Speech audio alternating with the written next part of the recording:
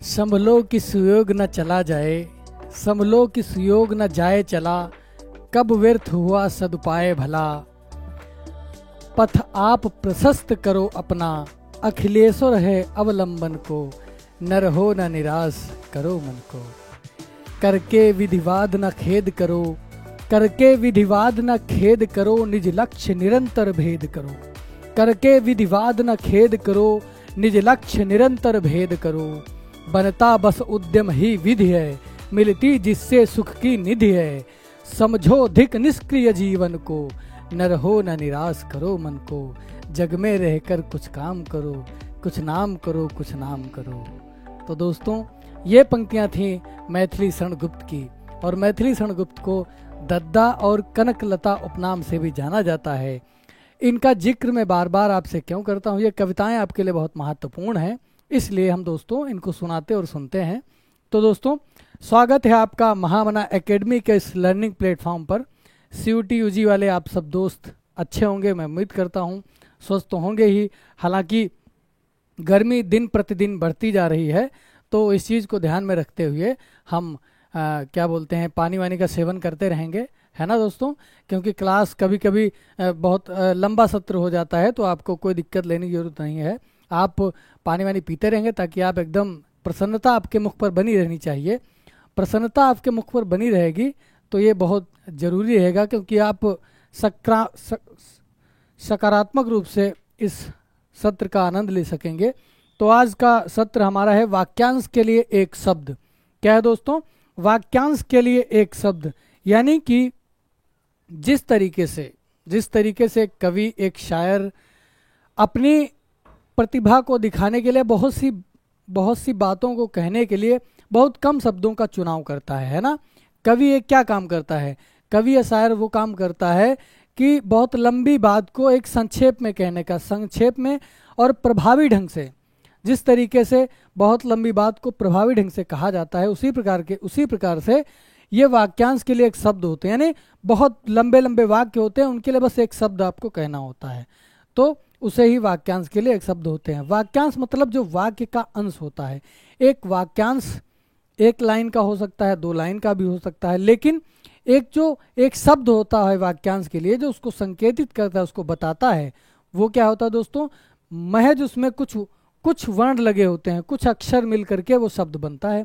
क्योंकि आप सब जानते हैं कि वर्णों से ही शब्द बनते हैं, तो बहुत कम शब्द में उसको परिभाषित कर दिया जाता है कि इसको वाक्यांश का एक शब्द कहते हैं।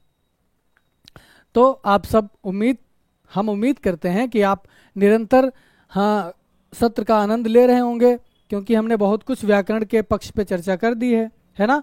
बहुत कुछ मैंने पढ़ाया भी है, वो निरंतर वीडियो के माध्यम से आप तक पहुंचता रहेगा। और जो आपके दोस्त मित्र यार या आपके रिलेशन में कोई है, तो उन तक मेरी बात पहुंचाइए CUT UG हिंदी भाषा को लेकर के, और बहुत आनंद आने वाला है। मैं हर तरीके का प्रयासरत रहता हूं कि आपको जिस तरीके से प्रश्न भी कराए जाएंगे, तो उन प्रश्नों में किस तरीके से प्रश्न बनते हैं उन तक, है ना, उन तक हम पहुंचेंगे। लेकिन उसको जानने के लिए हम पहले पढ़ेंगे वाक्यांश के लिए एक शब्द, है ना, फिर बाद में हम कुछ प्रश्न भी कराएंगे आपके समक्ष। तो देखिए, वाक्यांश के लिए वही वाक्य के लिए एक शब्द होता है, बस उसमें कोई परिभाषा विशेष करनी नहीं है ना। परिभाषा सिर्फ आपको समझनी है कि वाक्य के लिए जो एक शब्द होता है उसे ही वाक्यांश के लिए एक शब्द कहते हैं। तो हम चर्चा करते हैं कौन कौन से वाक्यांश के लिए एक शब्द होते हैं, उसमें देखते हैं। इधर लिखा है वाक्यांश है, और इधर क्या है? एक शब्द है उसके लिए, है ना दोस्तों। स्पष्ट दिख रहा होगा, मैं ऐसी आशा करता हूँ, क्योंकि दिख रहा है, हाँ ठीक दिख रहा है। चलिए मैं चर्चा करता हूँ आपसे।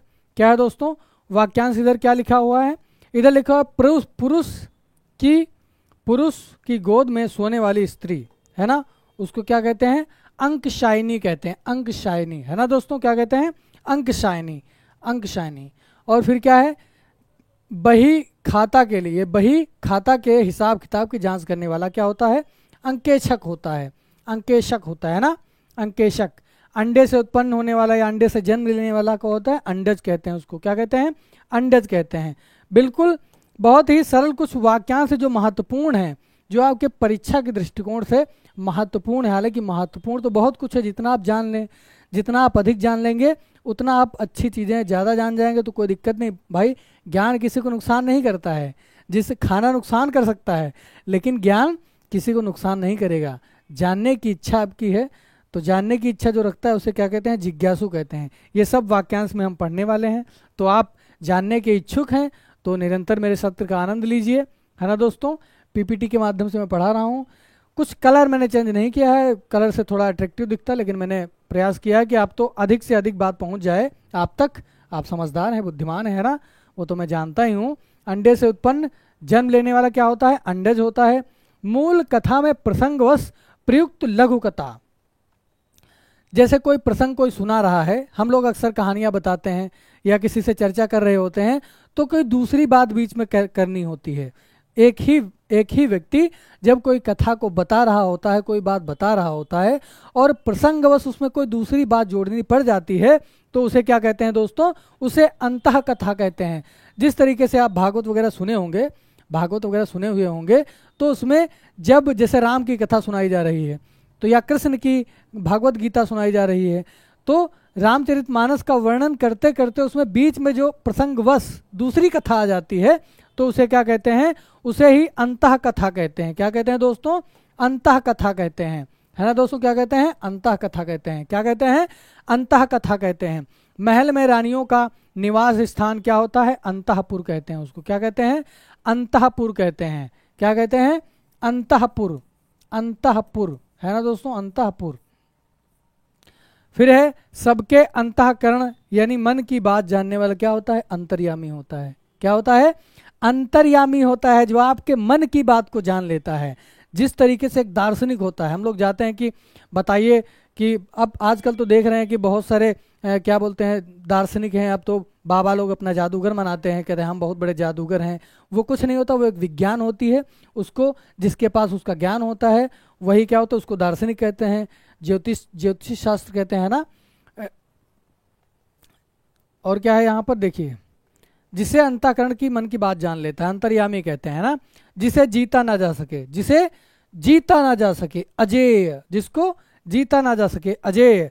गुरु के साथ या समीप रहने वाला विद्यार्थी क्या कहलाता है, अंतेवासी कहलाता है। अंत्य माने अंत, है ना। अंत कहाँ, गुरु के समीप। तो गुरु के जो समीप रहता है उसके क्या कहते हैं, उसे अंतेवासी कहते हैं। क्या कहते हैं, अंतेवासी कहते हैं। निम्न वर्ण में जन्म लेने वाला क्या कहलाता है, अंत्यज कहलाता है, अंत्यज कहलाता है ना। जो कहा जाए, जो कहा न जा सके, जो कहा ना जा सके, अर्थात जो अभिव्यक्त ना किया जा सके, क्या कहते हैं, अकथनीय, है ना, अकथनीय। जिसको कहा ना, इसको अनिर्वचनीय भी कहते हैं। क्या कहते हैं, अनिर्वचनीय, जो कहा ना जा सके, जो व्यक्त ना किया जा सके। अव्यक्त उसको कहेंगे, जो व्यक्त ना किया जा सके उसे अव्यक्त कहते हैं। जिसको काटा ना जा सके, जिसको काटा ना जा सके, क्या कहते हैं, अकाट्य। क्या कहते हैं, अकाट्य। जैसे कोई बात होती है और हम अक्सर उसका विरोध करते हैं, तो विरोध किस माध्यम से करते हैं, तर्क के माध्यम से करते हैं। तो जो तर्क के माध्यम से जो काट देता है बात को उसे क्या कहते हैं, काट्य। और जो तर्क से काटा ना जा सके उसे क्या कहते हैं, अकाट्य कहते हैं। क्या कहते हैं, अकाट्य कहते हैं। अब तक आपने लाइक वाइक नहीं किया है तो कर दीजिए, उसमें आपका कुछ जाएगा नहीं, है ना। लाइक कमेंट करिए, अच्छा लग रहा हो। सत्र में मैंने कविता पाठ किया, उस पर कमेंट करिए, उस पर प्रतिक्रिया करिए कैसी लगी आपको, है ना। तो बिल्कुल आप जिंदा दिल इंसान हैं, बने रहिए हमारे साथ। जिसको काटा ना जा सके अकाट्य कहते हैं, है ना, अकाट्य कहते हैं। और अगला क्या है, अगला है दोस्तों जो इंद्रियों द्वारा जाना ना जा सके। अर्थात बहुत सारी चीज़ें होती हैं जिनको हम इंद्रियों से जान लेते हैं। इंद्रियां कौन कौन सी होती हैं, आँख, नाक, जीभ, कान, त्वचा, है ना, ये हमारी इंद्रियां हैं। तो जिसको हम इंद्रियों के माध्यम से जान नहीं पाते हैं, है ना, जान नहीं पाते। जैसे कहते हैं भगवान हमारे आसपास ही, यानी कण कण में भगवान है ना, कण कण में भगवान है। तो वो विषय आत्मा का है ना, आत्मा का है। तो उसको हम इंद्रियों से जान नहीं पाते, महसूस नहीं। जो लोग महसूस कर लेते हैं, है ना, वो लोग महसूस कर लेते होंगे, जो योगी लोग हैं, जो पहाड़ों पर्वतों में तपस्यारत हैं। तो जो इंद्रियों द्वारा जाना ना जा सके उसे क्या कहते हैं, अगोचर कहते हैं, है ना। क्या कहते हैं, अगोचर कहते हैं। जिसका जन्म पहले हुआ हो उसको अग्रज कहते हैं या बड़ा भाई कहते हैं।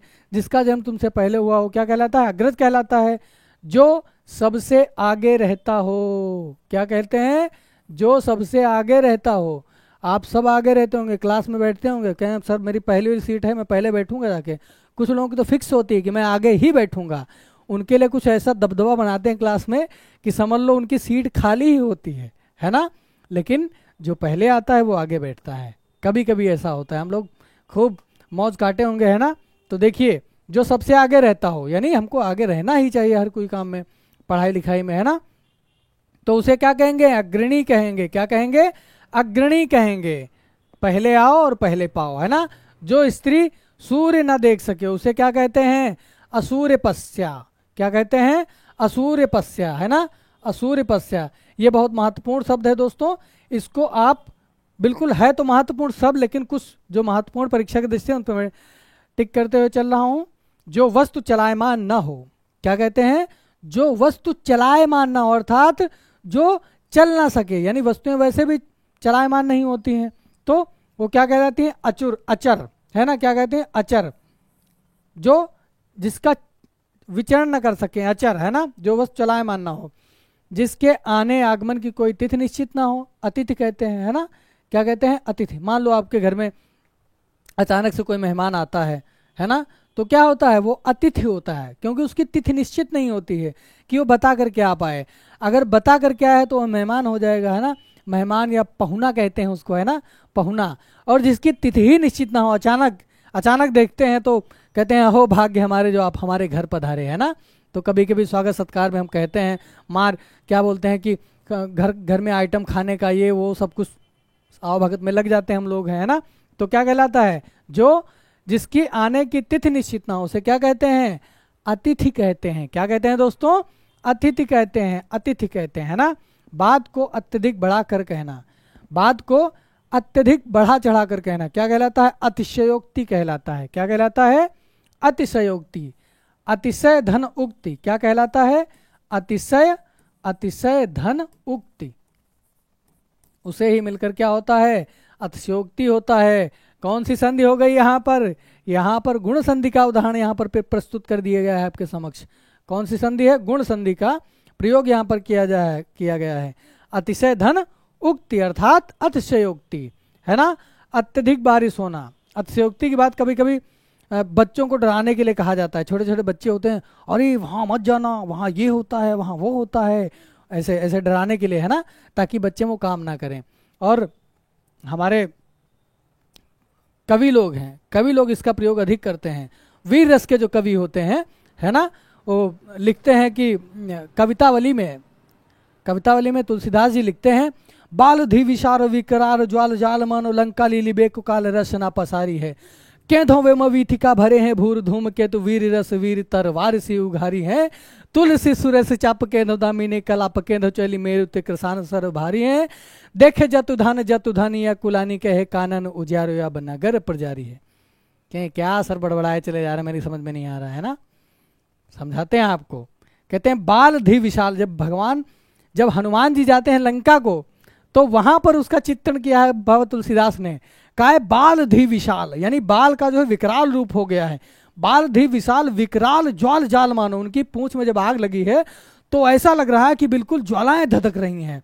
बाल धी विशाल विकराल ज्वाल जाल मानो, लंका लिलिबे को काल रसना पसारी है। ऐसा लग रहा है कि लंका को निगलने के लिए उनकी पूंछ कैसी लग रही है? रसना पसारी है। रसना माने जुबान, काल की जुबान ने ऐसा मुख फैलाया है कि लंका को निगल जाएगी। तो ये अतिशयोक्ति की बात कर रहे हैं, है ना। हालांकि ऐसा होता नहीं है, अतिशयोक्ति में सिर्फ बताया जाता है कि किस तरीके से उसको बढ़ा चढ़ करके बताया जाता है ना। तो क्या होता है? बात को अत्यधिक बढ़ाकर कहना क्या कहलाता है? अतिशयोक्ति। बिल्कुल आपको आनंद आ रहा होगा, मैं ऐसी आशा करता हूँ। मैं प्रयास करता हूँ कि आपको बहुत अच्छे से हर चीज़ समझा सकूँ। हर शब्द पे चर्चा इसलिए कर रहा हूँ कि आपके मस्तिष्क में वो बात बैठ जाए, आप अच्छे से समझ जाएं, है ना। इसलिए मैं हर बात पे चर्चा कर रहा हूँ। वैसे रटाने को मैं एकदम पढ़ाता हुआ चलूँ, रट्टाफिकेशन करा दूँ, आपको याद हो जाएगा, लेकिन ऐसा कुछ नहीं करना है। बिल्कुल सहजता से समझते हुए और आनंद लेते हुए इस सत्र का हम पढ़ेंगे। देखिए, अत्यधिक बारिश होना क्या कहलाता है? अतिवृष्टि। क्या कहलाता है? अतिवृष्टि, है ना। अत्यधिक बारिश होना, आवश्यकता से अधिक बारिश होना क्या कहलाता है? अतिवृष्टि, है ना। क्या कहते हैं? अतिवृष्टि। जो इंद्रियों की पहुंच से परे हो, बाहर हो, है ना, जो इंद्रियों से जाना ना जा सके उसे अगोचर कहते हैं, लेकिन यहाँ पर है जो इंद्रियों की पहुंच से बाहर हो या परे हो तो क्या कहते हैं? अतीन्द्रिय, है ना, अतीन्द्रिय। अति धन इंद्रिय, अति अति धन इंद्रिय, तो क्या कहलाता है? अतीन्द्रिय कहलाता है। यहां पर दीर्घ संधि हो गई है ना दोस्तों। दूर का विचार नहीं कर सकने वाला क्या कहलाता है? अदूरदर्शी कहलाता है, जो भविष्य की बातें नहीं सोच पाता है ना। जिस तरीके से आप अध्ययन अध्यापन कर रहे होंगे तो दोस्तों दूर की बात जब आप नहीं जान पाएंगे कि आगे किस तरीके से प्रश्न पूछेगा, कैसे नहीं जानेगा, कुछ अपना मस्तिष्क का भी अपना इस्तेमाल करना होता है, प्रयोग करना होता है। तो जो लोग लगा लेते हैं, जो लोग दूरदृष्टि की यानी दूरदृष्टि का सोच लेते हैं, उन्हें क्या कहते हैं? उन्हें दूरदृष्टि कहते हैं, दूरदर्शी कहते हैं। और जो नहीं देख पाता उसे अदूरदर्शी कहते हैं। जिसे देखा ना जा सके अदृश्य होता है, यानी जो देखा ना जा सके उसे अदृश्य कहते हैं और जो देखा जा सके उसे दृश्य कहते हैं। विधायिका द्वारा स्वीकृत या पारित करने वाला नियम क्या कहलाता है? अधिनियम कहलाता है। क्या कहलाता है? अधिनियम कहलाता है। जो नीचे लिखा हो उसे अधोलिखित कहते हैं। क्या कहते हैं? अधोलिखित कहते हैं। जो नीचे लिखा हो उसे क्या कहते हैं? अधोलिखित कहते हैं। सरकार द्वारा जारी करने वाली सूचना क्या कहलाती है? अधिसूचना कहलाती है। क्या कहलाती है? अधिसूचना, है ना, अधिसूचना। आप साइड पे चेक करते होंगे, अगर हिंदी में चेक करेंगे तो उस पर अधिसूचना लिख के आता है, अधिसूचना आई है। सरकारी आदेश जो एक निश्चित अवधि तक लागू हो उसे क्या कहते हैं? अध्यादेश कहते हैं। क्या कहते हैं? अध्यादेश कहते हैं, है ना। जो शोक करने योग्य ना हो अशोक्य कहते हैं, अशोक्य, है ना। जो शोक करने योग्य ना हो, जिसका इलाज ना हो सके, असाध्य कहते हैं उसको। जिसका इलाज ना हो सके क्या कहलाता है? असाध्य कहलाता है। कहीं बड़ा असाध्य रोग से पीड़ित हो गए हैं, अर्थात उनका इलाज संभव है। आजकल बहुत सारी बीमारियों पर नियंत्रण पाया गया है। पहले दोस्तों क्या चलता था? कहीं माता जी आ गई हैं, माता जी आ गई हैं, वो चिकन पॉक्स वाला जो रोग होता था कहते थे उसका इलाज असंभव है, या बहुत सारी ऐसी चीज़ें थी जिनका इलाज असंभव था, लेकिन अब वैज्ञानिक तकनीकियों के माध्यम से उनका इलाज संभव हो गया है। हालांकि बहुत सी ऐसी बीमारियां होती हैं जिनका इलाज डॉक्टर तो डॉक्टर, कोई और विद्वान आदमी नहीं पता कर पाता है। जो डॉक्टर होता है ना, जिसका इलाज संभव ना हो सके असाध्य कहते हैं। वह स्त्री जिसके पति ने दूसरा विवाह कर लिया हो अध्यूढ़ा कहते हैं। क्या कहते हैं? अध्यूढ़ा कहते हैं। बिना अंतर के घटित होने वाला अनंतर, है ना, यानी कोई अंतर ना हो, अनंतर घटित होने वाला क्या कहलाता है? अनंतर। बिना अंतर के कोई अंतर ना हो और घटना हो जाए तो क्या कहलाता है? अनंतर कहलाता है।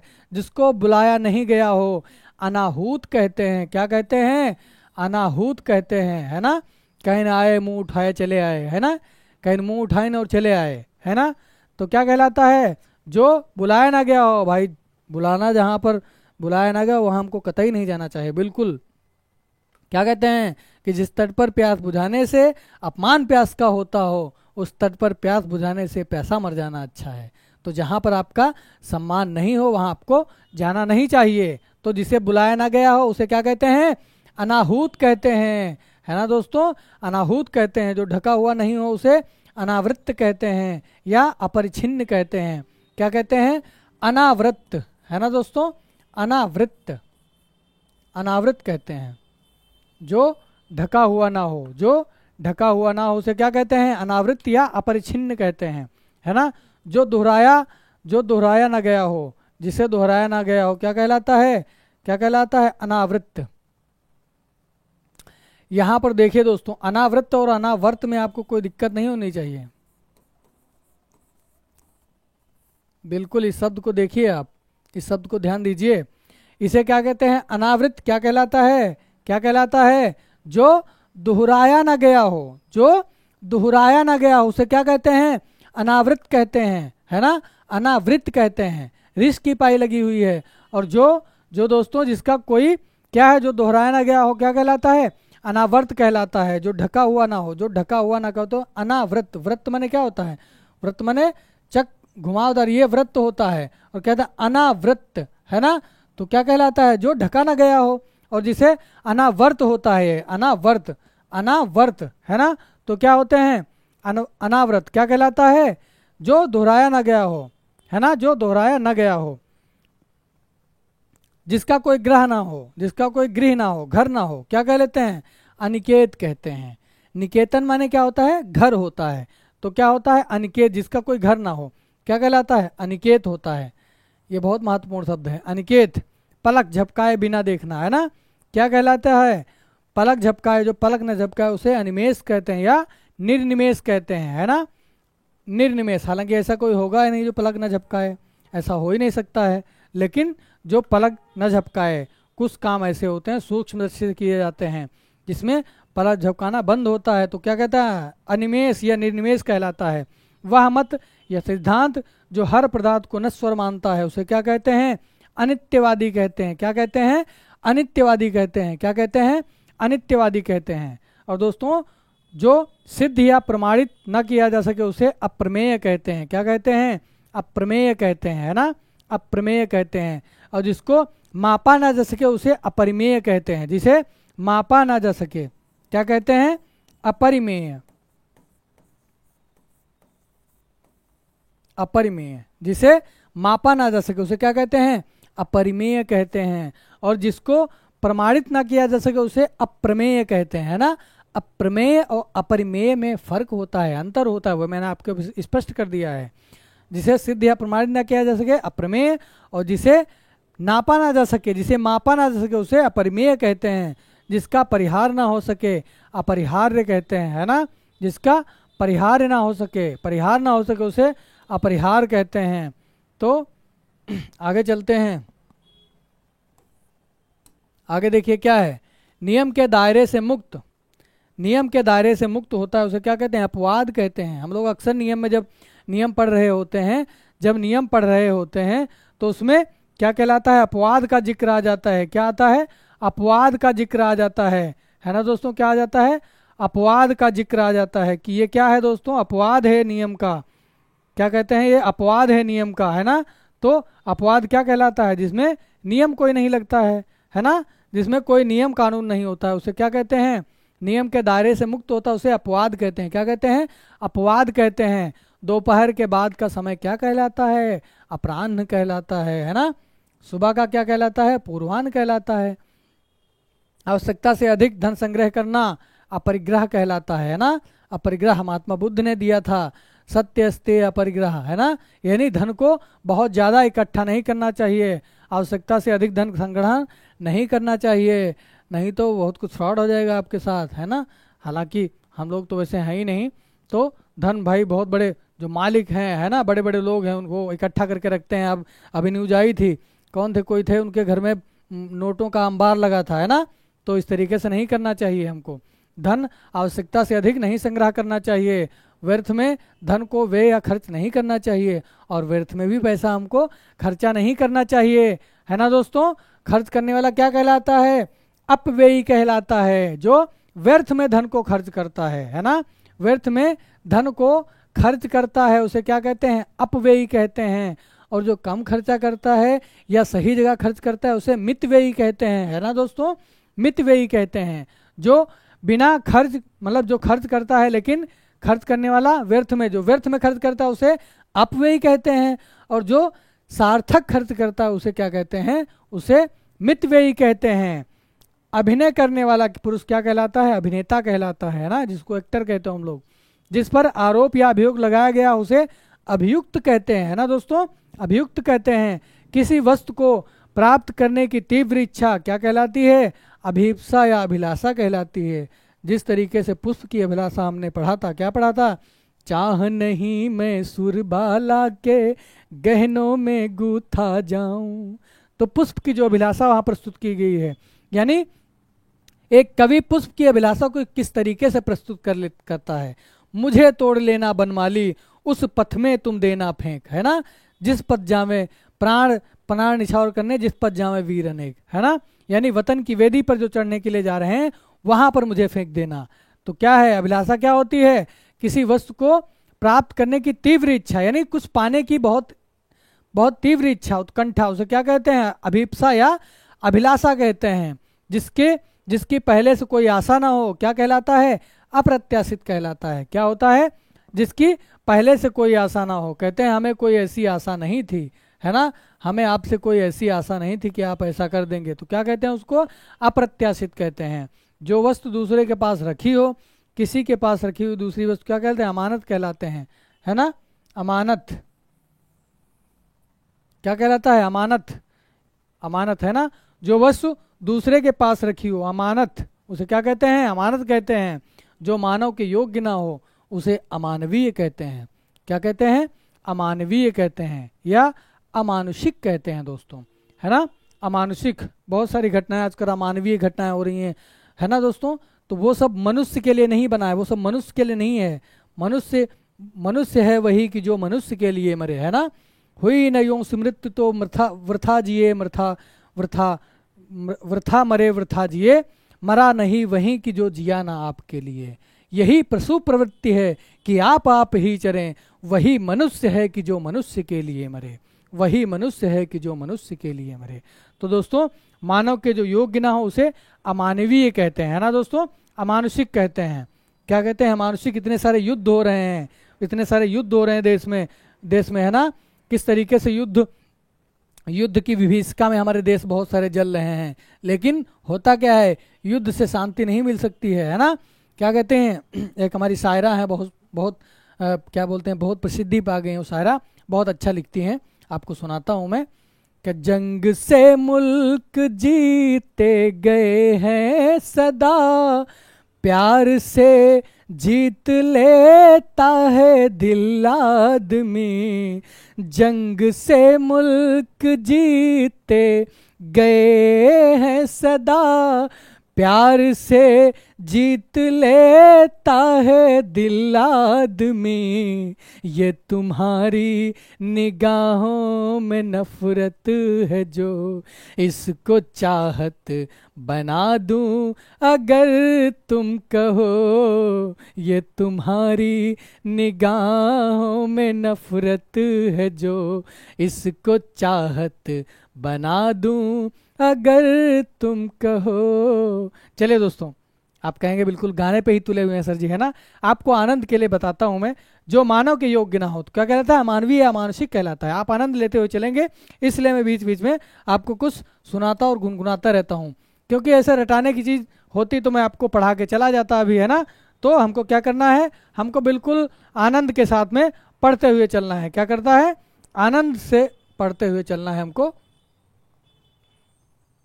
देखिए, अब चलते हैं। अनुमान से गणना करने वाला क्या कहलाता है? आकलन कहलाता है। क्या कहलाता है? जिसको अनुमान से गणना कर लेते हैं कि आप आकलन करिए। आकाश में चिड़िया उड़ रही हैं, अचानक कहते हैं कि भाई गिनो कितनी है ना। तो क्या कह लेते हैं? अनुमानन। हम अनुमान से गणना कर लेते हैं कि 10 है कि 12 है ना। कोई कहता है 6 है, कोई कहता है 7 है। तो उसमें क्या करता है? अनुमानन गणना करी जाती है, तो उसे क्या कहते हैं? आकलन कहते हैं। क्या कहते हैं? आकलन कहते हैं, है ना। आकलन कहते हैं। आतिथ्य सत्कार की भावना क्या कहलाती है? आतिथ्य कहलाती है। जो बिना तिथि के या बिना तारीख के आता है उसे क्या कहते हैं? आतिथ्य कहते हैं। लेकिन जब उसका आदर सत्कार करते हैं तो क्या कहते हैं? आतिथ्य कहते हैं। हमारे आतिथ्य को ग्रहण करो, है ना। जिस पर हमला या आक्रमण किया गया हो क्या कहलाता है? आक्रांत कहलाता है। क्या कहलाता है? आक्रांत। और जो करता है हमला या आक्रमण उसे क्या कहते हैं? आक्रांता कहते हैं, है ना। आक्रांता कौन था? सिकंदर आक्रांता था, जिसने भारत पर बहुत सारे हमले किए थे। तो क्या है दोस्तों? जिस पर हमला आक्रमण किया गया है वो आक्रांत कहलाता है, और जो करता है उसे क्या कहते हैं? उसे आक्रांता कहते हैं। वह स्त्री जिसका पति परदेश से वापस आ गया हो उसे क्या कहते हैं? उसे आगत पतिका कहते हैं। क्या कहते हैं? आगत पतिका कहते हैं। ये बहुत महत्वपूर्ण शब्द है। हठ पूर्वक प्रार्थना करना क्या कहलाता है? आग्रह करना, आग्रह करना, है ना। हठ पूर्वक कि आप किए ही जा रहे हैं, कह रहे हैं यही करो यही करो, तो क्या कहलाता है? हठ पूर्वक जब प्रार्थना करते हैं। हठ पूर्वक मतलब हठ ही हो गए हैं प्रार्थना कर ले कि सर मान जाए, ये करिए वो करिए, इस तरीके से। तो क्या कहलाता है? आग्रह कहलाता है। और जो विनम्र से निवेदन किया जाता है उसे क्या कहते हैं? निवेदन कहते हैं। निवेदन, है ना। निवेदन, है ना। क्या कहलाता है? निवेदन कहलाता है। जब हम प्यार से सहजता से जब प्रार्थना करते हैं तो उसे निवेदन कहते हैं। जिसे सूंघा जा सके उसे क्या कहते हैं? सूंघा जा सके उसे घ्रेय होगा, आघ्रेय, है ना। आघ्रेय होगा, यहाँ पर आत्रेय नहीं आघ्रेय होगा, है ना। जो सूंघा जा सके। क्षेत्र विशेष के मूल निवासी आदिवासी कहलाते हैं। क्षेत्र विशेष मतलब कुछ विशेष क्षेत्र होता है ना। जैसे हम लोग शहरों में रहते हैं, महानगरों में रहते हैं, इस तरीके से। और कुछ जो जंगली इलाके होते हैं जिनका विशेष क्षेत्र होता है, उन्हें क्या कहते हैं? आदिवासी, है ना? क्या कहते हैं? आदिवासी, यानी जो विशेष क्षेत्र में मूल निवास करते हैं, जिनका मूल निवास कहाँ है? एक विशेष क्षेत्र है, तो उन्हें ही आदिवासी कहते हैं। प्रारंभ से अंत तक या आदि से अंत तक क्या कहलाता है? अद्योपांत, है ना? क्या कहलाता है? अद्योपांत। इस शब्द को अच्छे से हमको देखना है। अद्योपांत कहते हैं, क्या कहते हैं? अद्योपांत कहते हैं। किसे कहते हैं? जो प्रारंभ से या आदि से अंत तक वस्तु को आधुनिक रूप देने की प्रक्रिया क्या कहलाती है?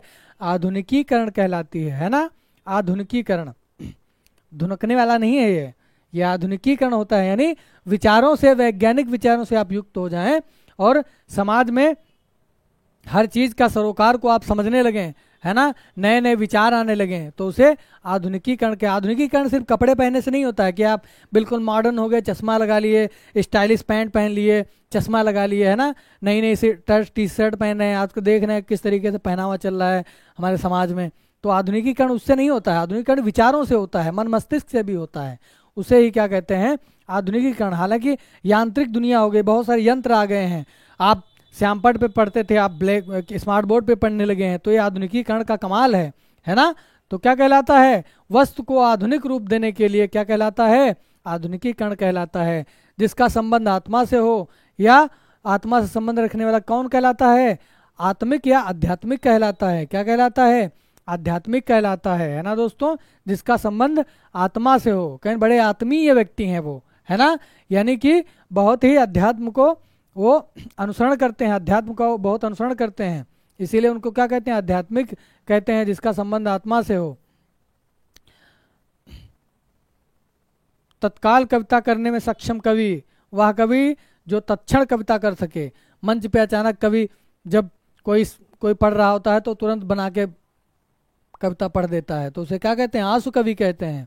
आपको एक मान लो कविता प्रतियोगिता चलती है, कविता प्रतियोगिता होती है, तो उनमें यही देखना होता है कि आंसू कवि कौन है। आपको एक विषय दे दिया गया और कहा गया आप कविता लिखिए, और आप तुरंत फटाक से कविता 10 मिनट 5 मिनट में कविता बना लेते हैं, तो उसे क्या कहते हैं? आंसू कवि कहते हैं, है ना दोस्तों? क्या कहते हैं? आंसू कवि कहते हैं। आंसू कवि, आंसू बहाने वाला कवि नहीं होता है, हालांकि कवि लोग आंसू ही बहाते हैं अधिकतर, है ना दोस्तों? है ना? ऐसा कुछ नहीं है। आंसू कवि उसे ही कहते हैं जो तुरंत कविता कर लेता है, जो तुरंत कविता लिख लेता है और तुरंत जो प्रसन्न हो जाए, उसे क्या कहते हैं? आशुतोष कहते हैं। बड़ा प्यारा नाम है, जिस किसी का भी नाम होगा बहुत प्यारा नाम है। क्या कहते हैं? आशुतोष। आशुतोष तुम अवधर रानी आरत हरहु दीन जन। किसे कहते हैं? भगवान शंकर को आशुतोष कहते हैं। वो जब कोई तपस्या करता है तो बहुत जल्दी प्रसन्न हो जाते हैं, है ना? और क्रोधित भी बहुत जल्दी हो जाते हैं। तो दोनों रूप उनके देखने को मिलते हैं जब तांडव करने लगते हैं। जो तुरंत शीघ्र प्रसन्न हो जाए उसे क्या कहते हैं? आशुतोष कहते हैं। क्या कहते हैं? आशुतोष कहते हैं। और धर्म, ईश्वर में आस्था या विश्वास रखने वाला आस्तिक कहलाता है। यानी जो धर्म में आस्था रखता है, जो धर्म में आस्था रखता है उसे क्या कहते हैं? उसे दोस्तों आस्तिक कहते हैं, है ना दोस्तों? क्या कहते हैं? उसे आस्तिक कहते हैं। जो धर्म में विश्वास रखता है उसे क्या कहते हैं? उसे आस्तिक कहते हैं। क्या कहते हैं? आस्तिक कहते हैं। घटनाओं का कालक्रम अनुसार या तथ्यपरक विवरण क्या कहलाता है? इतिवृत्त कहलाता है। इतिवृत्त, है ना? क्या कहलाता है? घटनाओं का काल तथ्यपरण या क्रमानुसार, घटनाओं का कालक्रम क्रमानुसार या तथ्यपरक विवरण क्या कहलाता है? इतिवृत्त कहलाता है। इतिवृत्त, है ना? इहलोक यानी पृथ्वी से संबंधित इहलौकिक होता है, या लौकिक भी कहते हैं उसे।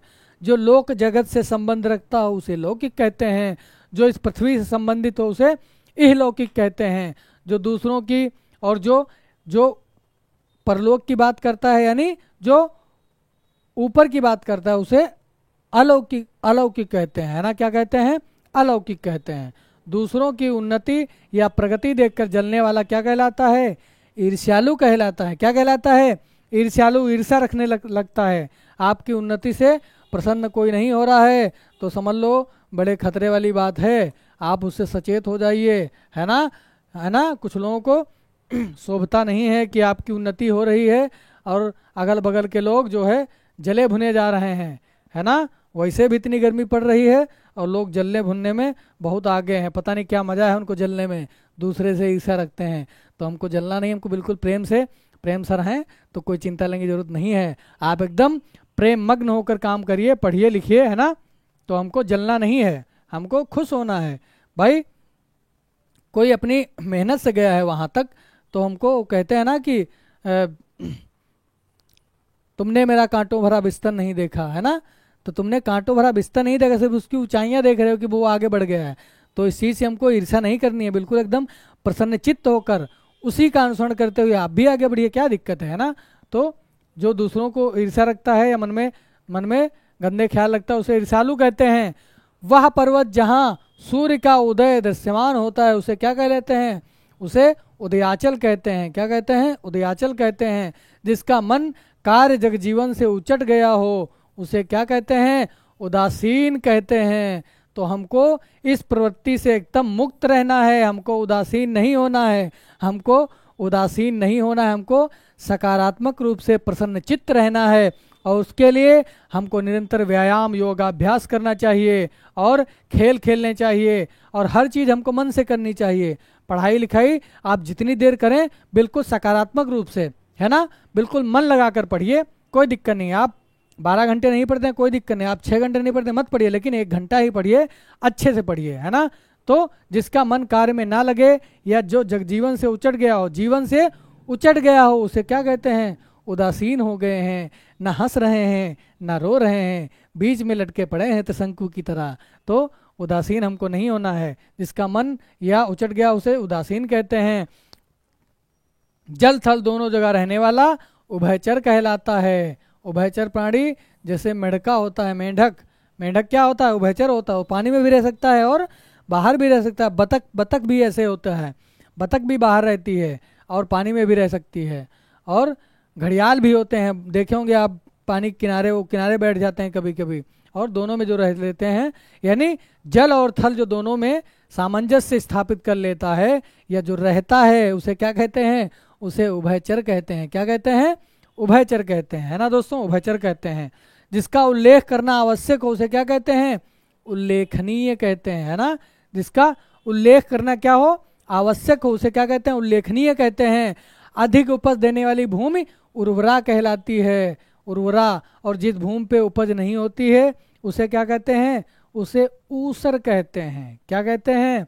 ऊसर कहते हैं। आप देखे होंगे जब खेत वेत में जाते होंगे कभी, तो बहुत वहाँ कंकड़ीली मिट्टी होती है, उसमें एक उपजाऊ होता ही नहीं है ना। तो उस वहाँ पर क्या होता है? वहाँ पर ऊसर होता है। और जिसमें पैदावार अच्छे से होती है, अधिक उपज होती है, बड़ा उर्वरा भूमि कहलाती है। क्या कहलाता है? उर्वरा भूमि कहलाती है। और भोजन के बाद पात्र में जो बचा हुआ अन्न होता है उसे क्या कहते हैं? उच्छिष्ट कहते हैं। क्या कहते हैं? उच्छिष्ट। उच्छिष्ट। हालांकि हम लोग उस संस्कृति से हैं जहाँ पर भोजन को भगवान के रूप में देखा जाता है, देवता के रूप में देखा जाता है, अन्न महाराज के रूप में देखा जाता है। तो हम लोगों की संस्कृति ऐसी है जहाँ पर पूजा की जाती है, खाने से पहले उसको पूजा जाता है। आप देखिए, आपके माता पिता होंगे घर में, या आपके बाबा दादी होंगे, आप भी होंगे, जब खाना खाते होंगे तो पहले नमस्कार करते हैं भोजन को। तो भोजन बिल्कुल अन्न देवता की तरह होते हैं हमारे, तो खाने से पहले उनको एक बार प्रणाम अवश्य करना चाहिए, है ना, क्योंकि हमारे शरीर को पुष्ट करते हैं, हमको ताकत देते हैं। तो जाहिर सी बात है उनकी शक्ति से हमारी शक्ति बनती है ना। तो पौष्टिक भोजन होता है, उससे ही हमारा शरीर बलिष्ठ होता है, ताकतवर होता है, हम पढ़ पाते हैं, हम कुछ कह पाते हैं, हम 1 घंटे बोल पाते हैं। जब पेट में कुछ पड़ा होता है, अन्न महाराज जी पड़े होते हैं, तब जाके हम बोल पाते हैं। तो बिल्कुल हमको खाने की थाली में भोजन हमको कतई नहीं छोड़ना चाहिए। आप लोग चाहे जहाँ भी खाना खा रहे हो, है ना, तो भोजन को कतई नहीं छोड़ना चाहिए थाली में। तो क्या उसको जूठन कहते हैं, है ना, जूठन कहते हैं। गांव गिराव में जो भाषा चलती है उसे जूठन कहते हैं। और संस्कृत का शब्द क्या है? उच्छिष्ट कहलाता है। जो भोजन के बाद पात्र में बचा हुआ खाना होता है उसे क्या कहते हैं? उच्छिष्ट कहते हैं। हमको कतई नहीं ये काम करना चाहिए। खाने में बिल्कुल अन्न का एक कण भी नहीं छोड़ना चाहिए। जिस पर उपकार किया गया हो क्या कहलाता है? उपकृत कहलाता है। उपकृत, जिस पर उपकार किया गया हो क्या कहलाता है? उपकृत कहलाता है। जो छाती के बल गमन करता है, अर्थात जो छाती के बल चलता है, उसे क्या कहते हैं? उरग कहते हैं। क्या कहते हैं? उरग। उर माने क्या होता है? उर माने होता है हृदय। उर माने क्या होता है? हृदय होता है दोस्तों। और ग माने गमन करना। ग माने गमन करना। तो कौन छाती के बल चलता है? बहुत से ऐसे जानवर हैं। कौन से हैं? जैसे कि सर्प को उरग कहते हैं, सांप को क्या कहते हैं? उरग भी कहते हैं, है ना। भुजंग, सर्प, पर्यायवाची शब्दों में इनकी चर्चा करेंगे आपसे, लेकिन यहीं पर जान लेते हैं कि उरग, उर माने क्या होता है? हृदय, और गा माने गमन करने वाला। तो जो हृदय यानी छाती के बल चलता है उसे क्या कहते हैं? उसे उरग कहते हैं। और जिसके ऊपर कहा गया हो उसे उपर्युक्त कहते हैं। कहते हैं उपर्युक्त शब्दों का चयन कीजिए, है ना। उपर्युक्त और निम्नलिखित क्या होता है? जो नीचे लिखे हुए होते हैं या निम्नांकित होता है। निम्न है जो नीचे अंकित हैं, और जो ऊपर अंकित होता है उसे उपर्युक्त कहते हैं। क्या कहते हैं? उपर्युक्त कहते हैं। फसल पैदा करने में पूर्ण अक्षम भूमि क्या कहलाती है? ऊसर कहलाती है। और उर्वरा के बाद ऊसर होता है जहाँ पर पैदावार बहुत कम होती है ना। तो उसमें हम लोग खाद पानी डालते हैं तब जाके अनाज उत्पन्न होता है ना। तो देखो, खाद पानी डाल के बड़ी मेहनत से अन्न पैदा होता है, इसीलिए हमको भोजन की थाली में अन्न नहीं छोड़ना चाहिए, है ना। जिसका चित्त ध्यान एक ही विषय वस्तु में लगा हो उसे क्या कहते हैं? एकाग्रचित्त कहते हैं। क्या कहते हैं? एकाग्रचित्त, है ना। जिसका मन एकाग्रचित्त होकर लगता है उसे क्या कहते हैं? एकाग्रचित्त कहते हैं। एक ही वस्तु में ध्यान लगाकर आप अक्सर सुबह उठिए, प्राणायाम करिए, मन मस्तिष्क को एक बात रखिए, क्या ध्यान लगाइए, है ना। ये बहुत ज़रूरी होता है। आजकल जीवन में बहुत विसंगतियाँ आ गई हैं कि हम लोग मोबाइल के दौर में हैं और स्क्रीनिंग टाइमिंग बढ़ रहा है, तो थोड़ा उससे निजात पाइए। कुछ लोग ऐसे हैं कि फ़ोन से हट ही नहीं पाते हैं, है ना। मेरा तो मन करता है अगर मेरा काम चल जाए ना ऐसे वैसे से तो फ़ोन रखना ही छोड़ दूँ, लेकिन ज़रूरी है, वो भी ज़रूरी है, लेकिन आपको खुद से पहचानना है कि हमको कितना ज़रूरी है, उसका सदुपयोग करिए। बेवजह स्क्रोलिंग टाइमिंग मत बढ़ाइए, है ना।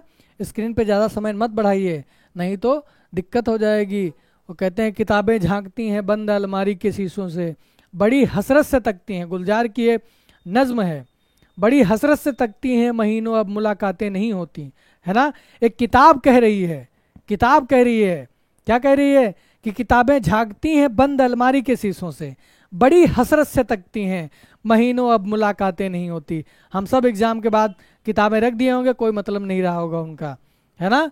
तो मतलब रखिए, है ना। तो चित्त को एकाग्रचित करिए, ध्यान से पढ़िए उनको। जिस की एक आंख ना हो उसे एकाक्ष कहते हैं। क्या कहते हैं? एकाक्ष कहते हैं। अपना पुत्र, जिस पुत्र को माँ ने जन्म दिया उसे औरस कहते हैं। यानी माँ ने अपना पुत्र को जन्म दिया उसे क्या कहते हैं? औरस कहते हैं। और दो व्यक्तियों के मध्य होने वाली बातचीत क्या कहलाती है? कथोपकथन कहलाती है। क्या कहलाती है? कथोपकथन कहलाती है। कल्पना से परे, जो कल्पना से बाहर हो उसे क्या कहते हैं? कल्पनातीत कहते हैं। क्या कहते हैं? कल्पनातीत कहते हैं। और दूसरों के लिए किया गया उपकार या भुला देने वाला क्या कहलाता है? कृतज्ञ कहलाता है। मान लो आपके ऊपर कोई उपकार किया है ना, दूसरों के लिए, दूसरों के हुए उपकार को भुला देना, आप पे कोई कृपा की है और आप उसकी कृपा को भूल जाते हैं, है ना। तो कहते हैं हमारा काम बन गया, अब कोई दिक्कत नहीं, है ना। तो इस तरीके से हमको ये सब नहीं करना चाहिए, हमको उसके प्रति कृतज्ञ रहना चाहिए। कोई भी बात कहे उसकी सुननी चाहिए, कोई भी काम कहे हमको करना चाहिए। तो किसी के उपकार को भुलाना बहुत बड़ी गलती है। न जाने कब किस वक्त उसकी ज़रूरत फिर से पड़ जाए और आप किस मुंह से वहाँ पर जाएंगे। कभी कभी ऐसा होता है कि हम लोग जिस किसी से नमस्कार करते हैं सर से, या कोई भी होता है, कहते हैं अब उसके पास कौन सा मुँह लेके जाएं हम, है ना। तो बिल्कुल अगर संपर्क में हैं तो बिल्कुल उससे मित्रता बना के रखिए, प्रेम भाव बना के रखिए। पता नहीं कब किसकी ज़रूरत पड़ जाए।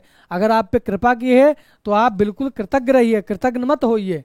कृतज्ञ नहीं होना है हमको। तो दूसरों के लिए किया गया उपकार को जो भुला देता है वो कृतज्ञ कहलाता है। और जो दूसरों के किए हुए उपकार को सदैव मानता है उसे कृतज्ञ कहते हैं। धन को बहुत ही कंजूसी से खर्च करने वाला कृपण कहलाता है ना। कुछ लोग बहुत कंजूस होते हैं, मुश्किल है तो पैसा निकलवा ले उनसे, है ना। कहीं सामान वान कुछ लेना हो या कुछ खा पी रहे हो तो एकदम खा रहे हो साथ में कहें चलो भाई कुछ खाया जाए, है ना। कहें चलो भाई कुछ खाया जाए, अब खाने के लिए भाई साहब कहें चलो अच्छा नहीं मन तो खाया जाए, तो आप संकोच में होते हैं कि पैसा भी कहा है तो पैसा देबे करेगा, है ना। ये जब कहा है तो पैसा देबे करेगा। पता लगा वो पहले तो मुँह बहुत देर तक खाता रहेगा वो, देर तक खाता रहेगा तो कहेगा भाई मुझे देर हो रही, मैं चल रहा हूँ और पैसे दे देना, है ना। कुछ कहिए नहीं पाते हैं आप। तो क्या होता है, जो धन बहुत कंजूसी से खर्च करता है उसे कृपण कहते हैं, है ना। तो हमको पैसा हो तो खर्चा करिए आराम से, लेकिन सही जगह खर्च करिए, सार्थक जगह पे खर्च करिए, है ना। तो क्या कहलाता है, हमारे मित्र कुछ कंजूस हैं, मैं नाम नहीं लूंगा उनका, है ना। आगे देखिए, आगे देखिए भाई, मुझ पे भरोसा रखिए, मैं कंजूस नहीं हूँ, मैं एकदम जहाँ खर्चा करने वाला तो वहाँ करता हूँ, है ना। मौका आएगा तो बताएंगे आपके समक्ष। देखिए, आकाशीय पिंडों का अध्ययन करने वाला क्या कहलाता है, खगोल शास्त्र।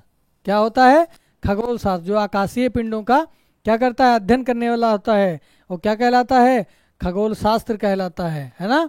और जो अध्ययन करने वाला होता है उसको क्या कहते हैं, खगोल शास्त्री कहते हैं, है ना। खगोल शास्त्री कहते हैं। कहना करने वाला जो शास्त्र होता है, अध्ययन करने वाला जो शास्त्र होता है वो क्या कहलाता है, खगोल शास्त्र कहलाता है। और अध्ययन करने वाला जब कोई व्यक्ति होता है तो उसे खगोल शास्त्री कहते हैं, है ना। इस चीज को ध्यान रखना है। वाला शास्त्र या वाला व्यक्ति होगा तो खगोल शास्त्री हो जाएगा, है ना। और शास्त्र है तो खगोल शास्त्र हो जाएगा। आकाश को चूमने वाला गगनचुंबी, है ना। गगनचुंबी, गगन को चूमने वाला, आकाश को चूमने वाला। गायों को चरने का स्थान इंद्रियों द्वारा प्राप्त ना हो, है ना, तो क्या कहलाता है, गोचर कहलाता है, गोचर, है ना। गुप्त रखी जाने वाली बात गोपनीय कहलाती है। क्या कहलाती है, गोपनीय, गुप्त बातें, है ना, तो गोपनीय कहलाती है। गायों का निवास स्थान गौशाला या गोष्ठ कहलाता है। इन दोनों शब्दों को याद रखना है। जहाँ पर गायों का निवास स्थान होता है उसे ही गौशाला कहते हैं, गोष्ठ कहते हैं। कार्य संपादन हेतु गैर कानूनी या नाजायज रूप से धन लेने वाला घूसखोर कहलाता है। इसकी तो चर्चा मत करिए, ये बहुत आजकल मामला खतरनाक चल रहा है। जहाँ कहीं भी जाइए पैसे से काम होगा, है ना, नहीं तो आप गाड़ी चालान कटने वाला है आपका, बस आप ऐसे ही इशारा करिए, 2-4-5 दे के निपटाइए। हालांकि ये सब काम गलत होता है, ये सब काम हमको नहीं करने चाहिए, है ना। अगर कोई ले रहा हो घूस तो तुरंत हमको कॉल करनी चाहिए नंबर पे। कौन सा होता है वो आपको पता है, मुझे नहीं मालूम है, मालूम आपको भी नहीं है ना। उसको जान लीजिए कि घूसखोर कहलाता है कौन, जो गैर कानूनी तरीके से धन को लेता है, वो क्या कहलाता है, वो घूसखोर कहलाता है। जो घृणा के योग्य हो उसे घृण्य कहते हैं, है ना। जो घृणा के योग्य हो उसे घृण्य कहते हैं, है ना। आगे जानिए, आगे क्या है, चिर आयु वाला, अत्यधिक वर्षों तक जीने की कला रखने वाला क्या कहलाता है, चिरंजीवी कहलाता है ना। क्या कहलाता है, चिरंजीवी कहलाता है। क्या कहलाता है, चिरंजीवी। अक्सर जब हम बाप दादाओं के पैर छूते हैं, है ना, तो कहते हैं बच्चा चिरंजीव भव, है ना, यानी दीर्घ आयु वाला हो, अधिक वर्षों तक जियो। पूर्व सूचना के बिना तलाशी क्या कहलाता है, छापा। कहीं बड़ा रेड पड़ गए उनके घर पे, है ना, तो रेड मत डलवाइए अपने घर पे, है ना। भाई हम लोग ईमानदार आदमी हैं, हम लोग घूसखोरी तो करते नहीं है जो छापा डलवाओगे, है ना। तो पूर्व सूचना के बिना तलाशी, अर्थात कोई आपको सूचना न दी जाए और अचानक पुलिस वाले आ जाएं तो क्या कहलाता है, छापा कहलाता है। दूसरों में केवल दोष को देखने वाला व्यक्ति क्या कहलाता है, छिद्रान्वेषी, है ना। हमेशा दूसरों की ही गलतियां खोजते रहते हैं, है ना। इसलिए क्या कहते हैं, ऐब सब उसमें ही आते हैं नजर, आईना दीदार कर लो तुम जरा, आईना दीदार कर लो तुम जरा। तो दोस्तों, हमेशा दूसरों की गलतियां नहीं होती हैं, अपने आप को भी देखना चाहिए, अपने आप को भी आईने के सामने ले जाना चाहिए और पूछना चाहिए कि भाई मेरी गलती तो नहीं है, मेरा कोई दोष तो नहीं है। जो केवल दूसरों में दोष देखता है वो क्या कहलाता है, छिद्रान्वेषी कहलाता है। और मेरा गला सूख रहा है, मैं पानी पीना चाहता हूँ। तो आप स्क्रीन पर देखिए कौन कौन शब्द हैं, क्योंकि रहीमन पानी राखिए, बिन पानी सब सून, और पानी गए न उबरे, मोती मानुष चून। तो पानी का जीवन में बहुत महत्व है। मैं पानी पी लेता हूँ, तब तक आप देखिए।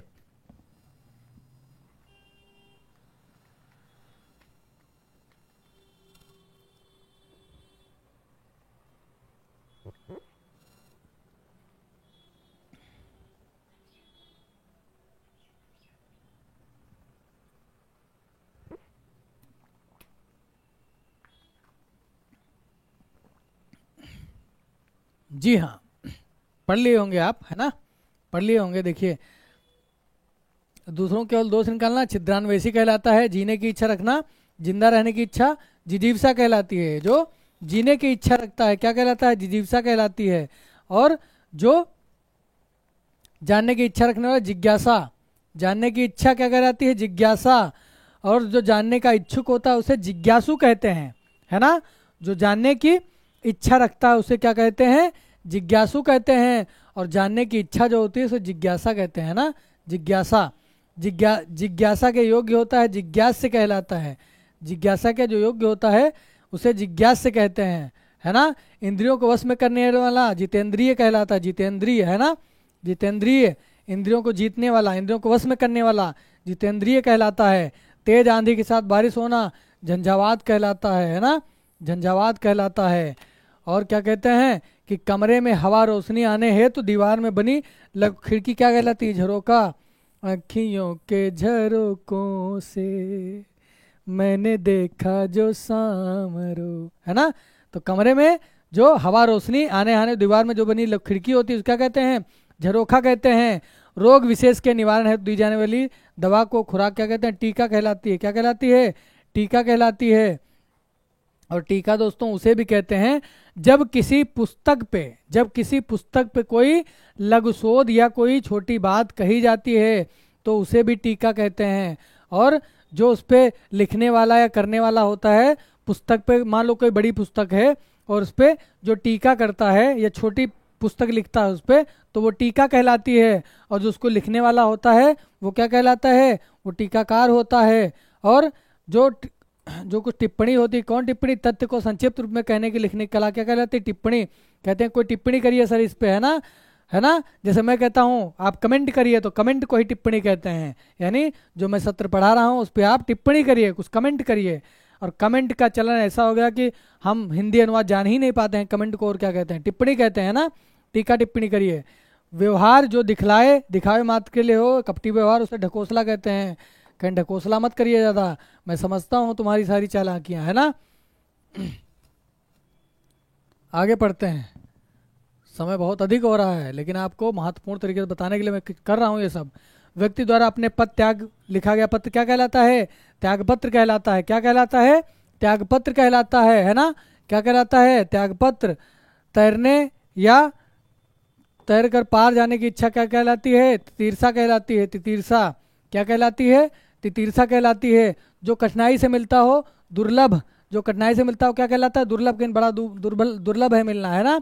लेकिन आप प्रवेश पा जाएंगे, आप निरंतर अगर पढ़ रहे हैं तो कोई दुर्लभ बात नहीं होने वाली है। ऋण अदायगी या चुकता में असमर्थ व्यक्ति संस्था क्या कहलाता है? दिवालिया, है ना। दिवालिया, जिस कर्जा से जो डूब जाता है उसे दिवालिया पागल घोषित कर दिया जाता है। जो देवताओं के योग्य हो वो दिव्य कहलाता है ना। कहीं बड़ा दिव्य बात कही आपने, है ना, बड़े दिव्य दिखते हैं आप, यानी देवताओं के योग्य जो उसे दिव्य कहते हैं। दोबारा जन्म वाला द्विज कहलाता है। जो दोबारा जन्म लेता है उसे द्विज कहते हैं। जिसने दीक्षा ली हो क्या कहलाता है? दीक्षित कहलाता है। क्या कहलाता है? दीक्षित कहलाता है। जो दोबारा दीक्षा ली है जिसने, जिसे सिद्ध करना या साधना कठिन हो वो दुःसाध्य होता है ना, दुःसाध्य होता है। जिसे प्रसन्न या आराधना करना कठिन हो दुराध्य होता है। जहाँ जाना मुश्किल हो दुर्गम होता है। दूर माने कठिन, गम माने गमन करना, तो जहाँ जाना मुश्किल हो क्या होता है? दुर्गम कहलाता है। जिसको बकैन बड़ा दुर्गम स्थान है अर्थात घना जंगल है तो दुर्गम माने बहुत कठिनाइयाँ वहाँ पर आने वाली हैं। जो जहाँ जाना मुश्किल हो वो क्या कहलाता है? दुर्गम कहलाता है। जिसको जीतना बहुत कठिन हो वो क्या कहलाता है? दुर्जेय कहलाता है। जिसको जीता जा सके उसे क्या कहते हैं? जेय कहते हैं, अजय, है ना। जिसे जीता ना जा सके अजय कहलाता है। जिसे भेदना मुश्किल हो दुर्भेद्य कहते हैं। और बेटी का पुत्र क्या कहलाता है? दौहित्र। जिसको नाती कहते हैं हम लोग, है ना, जिसको नाती कहते हो वो क्या कहलाता है? दौहित्र कहलाता है ना। दुहिता का पुत्र। तीर्थ यात्रियों के ठहरने के लिए आवास धर्मशाला क्या कहलाता है? धर्मशाला कहलाता है। जो तीर्थ यात्रियों के लिए क्या होता है? ठहरने का जो स्थान होता है क्या कहलाता है? धर्मशाला कहते हैं उसको। लक्ष्य या ध्यान योग्य ध्येय कहलाता है। जो श्रेष्ठ गुणों से युक्त सूरवीर नायक हो उसे धीरोदात्त कहते हैं। और सूरवीर मगर अभिमानी नायक क्या कहलाता है? धीरोदात्त कहलाता है। सूरवीर तो हो लेकिन अभिमानी नायक कौन कहलाता है? धीरोदात्त कहलाता है। जैसे रावण था धीरोदात्त, है ना, जो अभिमान में अभिमान होना, है ना, स्वाभिमान और अभिमान में अंतर होता है। स्वाभिमान में अभिमान में बहुत बड़ा फर्क होता है। हालिया जन्म लिया हुआ शिशु क्या कहलाता है? नवजात शिशु, है ना, नवजात शिशु। हाल ही में ब्याही हुई स्त्री नवोढ़ा कहलाती है। हाँ, नया नई जब शादी होती है तो क्या कहलाती है? नवोढ़ा कहलाती है। बिना पलक गिराए एकटक देखना निर्निमेष कहलाता है ना, जिसको अनिमेष कहते हैं, निर्निमेष। जिसे किसी वस्तु की इच्छा ना हो, निष्प्रह कहते हैं, निष्प्रह, है ना, निष्प्रह। और जिसमें ममता की भावना नहीं हो, निर्मम कहलाता है ना। जो नीचे अंकित किया गया हो निम्नांकित है, जो ऊपर लिखा हो उसे उपयुक्त कहते हैं, है ना। जो आकार से रहित हो, जिसका आकार ना हो, वो निराकार कहलाता है।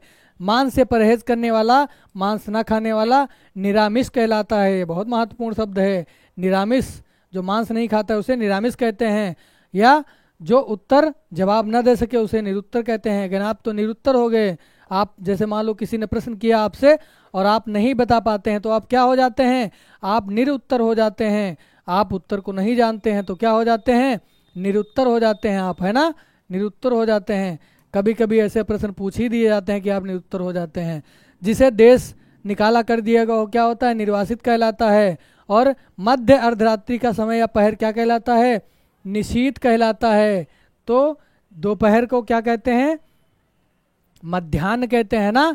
तो और रात्रि में जो रात के 12 बजते हैं तो उसे क्या कहते हैं? निशीत कहते हैं, अर्धरात्रि का समय। जिस पर कोई कलंक या दाग ना हो निष्कलंक कहलाता है।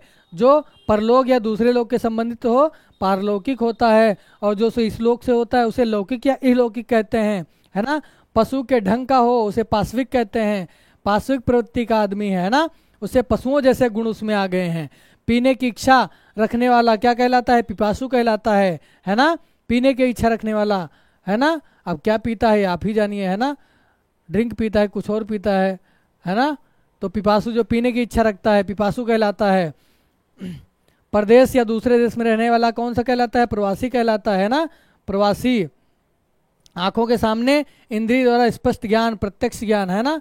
प्रत्यक्ष और अप्रत्यक्ष। अप्रत्यक्ष वो होता है जो हम देख नहीं पाते हैं, प्रत्यक्ष वही होता है जिसको हम अपनी आंख से देख सकते हैं। अर्थात आंख क्या है? आंख हमारी इंद्रिय है, तो जिसको सामने से देखा जा सके जिसको प्रत्यक्ष, उसे प्रत्यक्ष कहते हैं। जो सरल सहज रूप से जाना जा सके उसे बोधगम्य कहते हैं ना। जो आसानी से समझा जा सके वो बोधगम्य होता है। भाषा का विद्वान क्या कहलाता है? भाषाविद कहलाता है ना, भाषाविद कहलाता है। मठ का अधिपति क्या कहलाता है? मठाधीश कहलाता है। और सुख दुख में समान भाव रहने वाला मनस्वी कहलाता है। जो न दुख में अधिक दुखी होता है न सुख में अधिक हर्षित होता है उसे ही मनस्वी कहते हैं। क्या कहते हैं? मनस्वी कहते हैं। जो सुख दुख में समान भाव रखता है उसे क्या कहते हैं? उसे मनस्वी कहते हैं। तत्व भेद का जानकार क्या कहलाता है? मर्मज्ञ कहलाता है। क्या कहलाता है? मर्मज्ञ कहलाता है। बहुत कम बोलने वाला मितभाषी कहलाता है। बहुत कम जो बोलता है उसे मितभाषी कहते हैं। जो बहुत कम खर्चा करता है उसे क्या कहते हैं? मितव्ययी कहते हैं, है ना। क्या कहते हैं? मितव्ययी कहते हैं। और असत्य झूठ बोलने वाला मिथ्यावादी कहलाता है। मिथ्यावादी मतलब जो झूठ बोलता है, जो कोई तर्क वाली बात नहीं करता है, बिल्कुल अतार्किक बात करता है, उसे मिथ्यावादी कहते हैं। जिसके हृदय पर आघात हुआ हो मर्माहात या हृदयाघात कहते हैं, है ना। मर्माहात, है ना, या हृदयाघात क्या कहलाता है? जिसके हृदय पर आघात हुआ हो। अर्थव्यवस्था में मुद्रा की आवश्यकता से अधिक चलन मुद्रास्फीति कहलाता है ना। अर्थव्यवस्था में मुद्रा का आवश्यकता से अधिक चलन हो जाए, यानी पैसा सबको हो जाए तो क्या कहलाता है? वो मुद्रास्फीति कहलाता है। मरने की इच्छा रखने वाला क्या कहलाता है? मुमूर्षु कहलाता है। मुमूर्षु, है ना, मुमूर्षु कहलाता है। जो मरने की इच्छा या मरणासन्न अवस्था वाला होता है उसे मुमूर्षु कहते हैं। और जो मरने की अभिलाषा इच्छा रखता है उसे मुमूर्षा कहते हैं। और मृदु वचन बोलने वाला मृदुभाषी, मीठा बोलने वाला ये कम बोलने वाला मितभाषी, है ना। कम बोलने वाला मितभाषी क्या कहता है? मितभाषी। और जो मीठा बोलता है या मृदु वचन बोलता है उसे मृदुभाषी कहते हैं। मृग हिरण के समान आंखों वाली मृग नयनी कहते हैं, है ना। मृग माने हिरण, नयनी माने नयन। और यथार्थ माने क्या होता है? यथार्थ विचरण का सिद्धांत क्या कहलाता है? यथार्थवाद कहलाता है ना। आजीवन, जीवन पर्यंत, याद जीवन, यावत जीवन, है ना, यावत जीवन। युद्ध की इच्छा करने वाला इच्छुक युयुत्सु, है ना, युयुत्सु। व्यवसायिक रूप से कपड़ा रंगने वाला, काम करने वाला रंगरेज कहलाता है, या रंजक भी कहते हैं उसको। क्या कहते हैं? रंगरेज या रंजक कहते हैं। रक्त से रंगा हुआ रक्त रंजित होता है, रक्त से रंगा हुआ रक्त रंजित होता है। बहुत जल्दी जल्दी पढ़ा रहे हैं क्योंकि बहुत ज़रूरी है, नहीं तो एक क्लास में सब कुछ नहीं हो पाएगा। देखिए महत्वपूर्ण चीज़ें बताने वाले हैं हम आपसे। वनस्पति औषधि आदि से बना पदार्थ क्या कहलाता है? रसायन कहलाता है। एक देश से दूसरे देश में नियुक्ति प्रतिनिधि कौन? राजदूत होता है ना, राजदूत। एक देश का दूसरे देश में नियुक्त जो प्रतिनिधि होता है, यानी हमारे देश का जो प्रतिनिधि नियुक्त होता है विदेशों में जाता है, वहाँ पे हमारे जो बैठे होते हैं उनको राजदूत कहते हैं ना। लोभी, लोभ करने वाला व्यक्ति लोलुप होता है ना, कहीं बड़ा लोलुप व्यक्ति है। सर्वसाधारण के विषय विशेष की जानकारी देने हेतु लिखित सूचना विज्ञप्ति कहलाती है। क्या कहते हैं? सर्वसाधारण को विषय विशेष की जानकारी देने हेतु जो लिखित में सूचना होती है वो विज्ञप्ति कहलाती है। अधिकतर विज्ञापन आप देखते होंगे, अखबारों में विज्ञप्तियां निकलती हैं। विद्वान स्त्री क्या कहलाती है? विदुषी कहलाती है ना, है ना। और विद्वान तो आप हैं ही, है ना। जो पुरुष विद्वान होता है, विद्या का अध्ययन ज़्यादा करता है, वो विद्वान होता है। और महिलाओं को विदुषी कहते हैं। जिस स्त्री का पति मर गया उसे विधवा कहते हैं, है ना।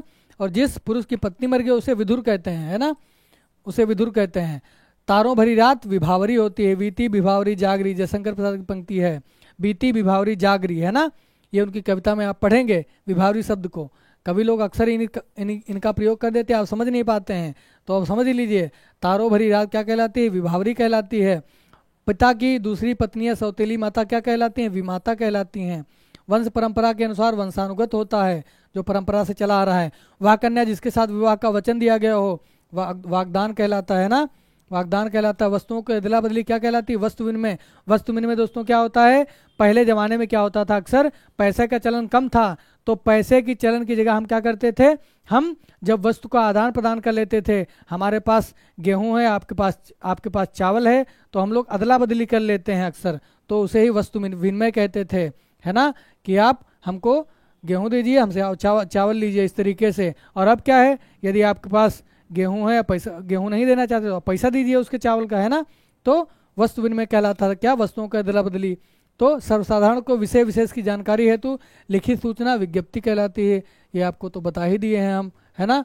अगला बिंदु आता है, क्या है अगला बिंदु? क्या है? संदेश ले जाने वाला व्यक्ति क्या कहलाता है? संदेश वाहक कहलाता है ना। संदेह नहीं, संदेश है दोस्तों, संदेश वाहक। और समाचार पत्र से जुड़ा व्यक्ति जो समाचार संग्रह कार्यालय को भेजता है संवाददाता कहलाता है। दो पक्षों के मध्य होने वाला समझौता संविदा होता है ना। समझौता संविदा। सब कुछ खाने वाला सर्वभक्षी, है ना। मांस खाने वाला मांसभक्षी, है ना। जो मांस नहीं खाते उसे निरामिष कहते हैं। सब कुछ खाने वाला सर्वभक्षी। किसी के स्थान पर स्थायी रूप से आया हुआ स्थानापन्न, है ना। जो व्यक्ति साथ काम करता हो सहकर्मी, है ना। जिस स्त्री की आंख सुंदर हो सुनैना कहते हैं। किसी बात पर बारीकी से विचार करने वाला सूक्ष्मदर्शी होता है। जो बात पे बहुत ही सूक्ष्म दृष्टि से बात करता है वो क्या कहलाता है? सूक्ष्मदर्शी कहलाता है। किसी के स्थान पर स्थायी रूप से आया हुआ स्थानापन्न होता है।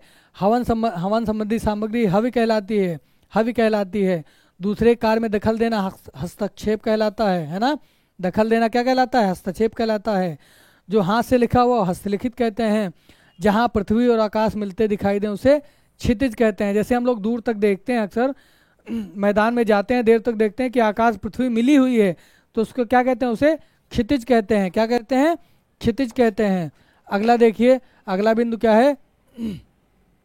सोन वेद को जानने वाला त्रिवेदी कहलाता है ना। वेद को जानने वाला, जो व्यक्ति वेद को जानता है, सोन नहीं, यहाँ तीनों होगा, तीनों वेद को जानकार क्या कहलाता है? त्रिवेदी कहलाता है ना। तीन वेद को जानने वाला त्रिवेदी कहलाता है ना। यानी कि ज्ञान रखने वाला।